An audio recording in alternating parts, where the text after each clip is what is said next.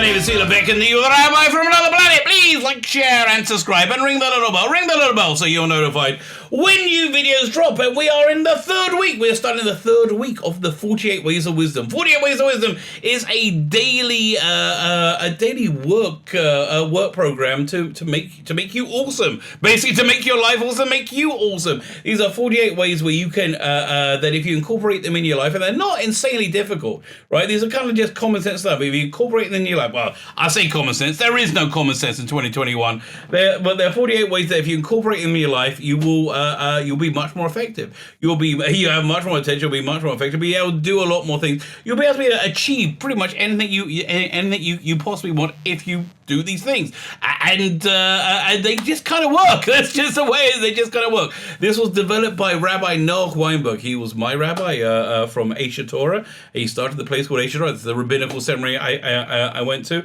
It comes from a 2,000-year-old codification of Jewish law, a little section of it called Pirkei Avot, Ethics of Our Fathers. And this is one of the sections. It says the 48 Ways of Wisdom, and each one is like one word long. Rabbi Weinberg, again, of blessed memory, passed away about 10-15 years ago, expands on each of them greatly. And I actually learned this from him personally. This was his thing, his go-to thing. But before we get into it, can you hit the like button? That'd be great. Can you hit the share button? Equally fantastic. Thank you very much. Hit the subscribe button. That's wonderful. Really, YouTube are doing a bit of a purge right now, and I'm not sure how much longer I will be on YouTube, but they are definitely throttling my account, my channel. So hitting the subscribe button and commenting are very, very helpful. Thank you very much. Something super, super helpful, of course, is going and checking out my Indiegogo. It's over here. It's over there. Over here. There you go. The link is in the video notes to incredible graphic novels. I'm ending this campaign shortly so I can start my next one. I want to fulfill the next one. I want to fulfill this one so I can start the next one. So if you can check it out, that's great. If it's not for you, if you can share it, that'll be absolutely fantastic. So let's go and look at this one. Way 15. As I said, this way is very self-referential and self-reverential at the same time. This one is called B'Mishnah. Now, what is the Mishnah? So there are two bits of the Bible. Well, firstly, what's the Bible? We learned in yesterday's class, the Bible is essentially the guidebook of life. When I say the Bible, I'm talking about the Old Testament and the writings and the prophets. It's mainly the Old Testament. The 5 books of Moses, that's the guidebook to life. That's it used to be when you got a computer, you got this big thick manual that came with it. When you buy a car, you get a manual with it that tells you how to use it. That's essentially what we in Judaism think the Bible is. It's the guidebook for life. So this is in 2 parts. You have the written part. I'm sure you've seen it before. What's this? Do I want to chat now? No, I don't want to chat now. Leave me alone. How do I minimize window? Leave me alone. Okay, thank you.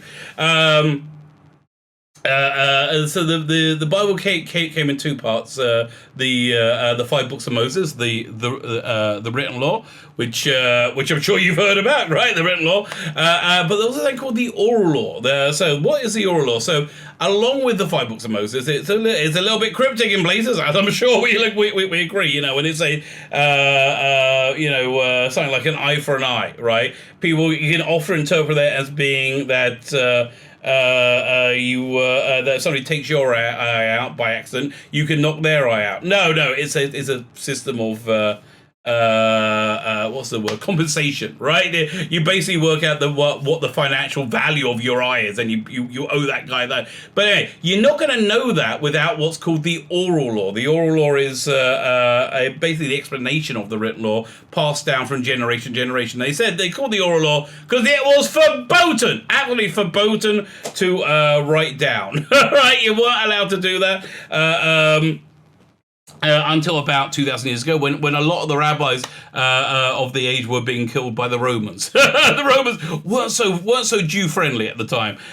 So there was written down, but it's written down in a very cryptic form when you had to be taught it. A few hundred years later, same thing kept happening. A lot more people being killed, and a lot of stuff being forgotten. So it got written down in a more complex way called the Gemara. But B'Mishnah is what's going. So the oral. So what is the oral law? How can it help you? Listen, if you're not Jewish, if you're not religious, you don't believe in God, how is this thing going to help you? There's a lot there. There's a lot there that can help you. It's there's some incredible stuff that will just blow your mind. There's something which I might do after this. If this this is going quite well. I'm enjoying this. There's something called Shmir Salashim, which is the laws of your speech, right? There's lots of prohibited ways, prohibited speech in Judaism. You're not really allowed to speak disparagingly. For example, you're not allowed to speak disparately to other people, and if you do, it's under very extreme circumstances that you could do such a thing. And there's lots and lots of laws around it, because essentially we feel that speaking badly about people belittles you, right? Makes you a smaller person, and so there's lots of like very, very detailed, and the more detailed an understanding you have of something you will think that is something that you don't think there's that much going on with the speech, the more of an elevated elevated way you can use that. So again, this website H2R, excellent resource for all the things from the Mishnah. So this basically talks about what it is, the transmission process.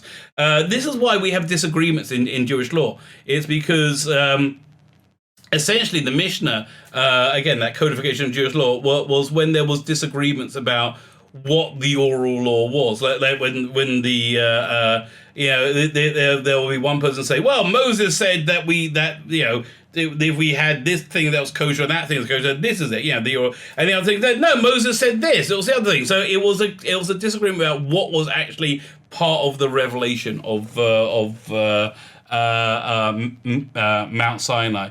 Why do we need the oral?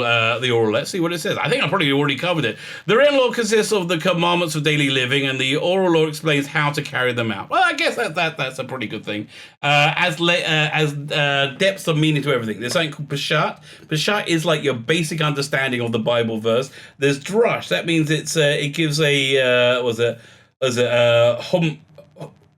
homiletic, I think, homiletic, that's the word we're looking for, source of the Bible. It's more kind of flowery, artistic. There's remez, there's things that it's like hinting to. For example, there's a bit in the Bible where it talks about the menorah, which is in a section which could be a hint towards the holiday of Hanukkah, even though it's written way before that. And there's Sod. The Sod is like the hidden stuff, the stuff like Kabbalah, Zohar. Again, there's a lot of interesting stuff out there, a lot of interesting stuff that can you can add to your wisdom to make you greater, and it's probably a good idea. Listen, I'm always trying to be open-minded to hearing other people's wisdom, right? I'm always trying understand it, because I just think it makes my general worldview better. And listen, this is my home team. This is my home team. This is number 15 of 48 Ways of Wisdom. Check out the home team. Check out my home team. We got some interesting stuff.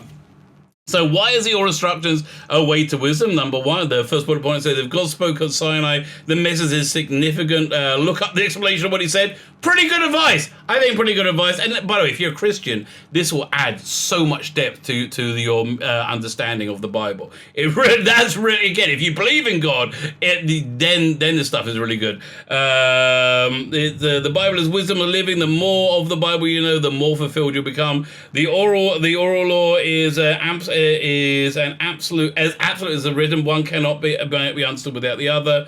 I guess if you're religious Jewish, that's a big deal for you.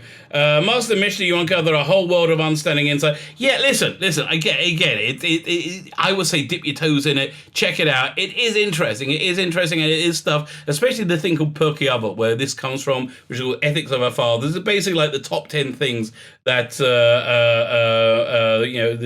top things that the rabbis thought that you should know for all time. So but Mishnah is quite a good one. Stay tuned for tomorrow's. Tomorrow's one is about business ethics. I think I can't remember, which is why I'm doing this show, basically to teach myself as much as you guys. My name is Vito Becken, the Rabbi from another planet. Please like, share, and subscribe, and ring the little bell. Ring the little bell so you're notified when new videos drop.